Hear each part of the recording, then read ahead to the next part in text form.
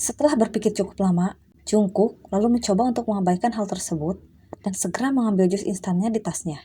Jungkook lalu memulai membuat jusnya, dan setelah itu, dia membawanya keluar untuk dinikmati bersama Seokjin dan Suga. Sembari menyodorkan minuman pada Suga dan Seokjin, Jungkook bilang, "Nih Hyung jusnya." Suga lalu mengambil jusnya sembari mengatakan, "Makasih ya." "Wih, makasih ya Kuk. Sekedar minum jus jeruk seng-seng gini." Jungkook lalu duduk bersama mereka. Mereka lalu berbincang santai sembari menikmati suasana alam di sana. Saat mereka sedang asik berbincang, tiba-tiba terdengar bunyi keras dari dalam villa. Seperti suara ranjang besi yang bergeser ke kanan dan ke kiri.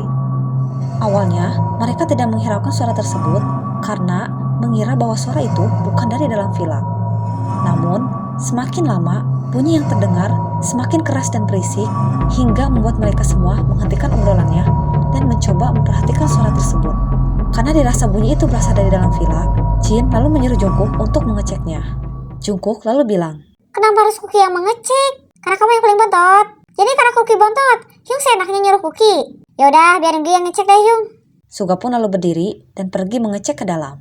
Selang beberapa detik Suga pergi, tiba-tiba terdengar suara teriakan. Dirasa itu teriakan Suga, Jungkook dan Jin lalu bergegas masuk ke villa. Saat masuk ke dalam, mereka berdua pun sontak berteriak secara bersamaan. Alangkah terkejutnya mereka melihat ranjang yang terbang dengan sosok berambut panjang yang berada di atasnya. Mata mereka terbelalak, seolah tak percaya dengan apa yang mereka lihat. Suga yang melihat itu juga diam terpaku seolah tak percaya. Mereka yang mulai ketakutan ingin mencoba kabur, namun kaki mereka seolah tertancap ke tanah, membuat mereka hanya terdiam sembari menyaksikan hal aneh tersebut. Dengan erat, Jin memegang pundak Suga, dan Jungkook memegang erat pundak Jin. Sembari terbata-bata, Jungkook berbisik pada Jin. "Raja Kuki, kenapa terbang Hyung? Mana aku tahu." Lalu, perlahan-lahan, ranjang itu mulai kembali ke tempat awal, dan sosok berambut panjang pun hilang seketika. Mereka pun sontak berlari keluar villa, dan segera menemui rumah Eyang. Di perjalanan menuju rumah Eyang, Jungkook bilang, "Hyung, Kuki kan udah bilang itu ranjang aneh. Sekarang, itu ranjang beneran aneh kan? Nanti saja kamu ngobrolnya. Kita pilih yang dulu. Saya belum begini. Kok itu setan malah nembakin diri sih? Kayak gak ada waktu aja." Sesampainya di rumah Eyang, Suga lalu mengetuk pintu beberapa kali, berharap Eyang segera keluar menemui mereka. Lama menunggu, akhirnya Eyang pun keluar.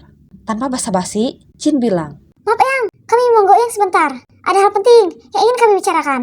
sebelum menjawab pertanyaan Jin, Eyang menyuruh mereka untuk masuk terlebih dahulu dan memberi mereka jamuan. Namun, hal itu ditolak oleh Suga dengan mengatakan, "Tidak usah Eyang, kami hanya ada perlu sebentar." Jin lalu menyela dengan mengatakan, "Bagaimana jika Eyang ikut kita ke villa? Kita ngobrolnya di sana aja." sembari mengerutkan kening, Eyang lalu mengiyakan. Mereka semua lalu kembali menuju villa. Sesampainya di sana, mereka mempersilahkan Eyang untuk duduk terlebih dahulu, dan Jin membawakan air untuk jamuannya. Sembari duduk, Jin bilang, "Silakan duduk dulu Eyang." lalu dengan ekspresi bingung, Eyang pun meminum airnya.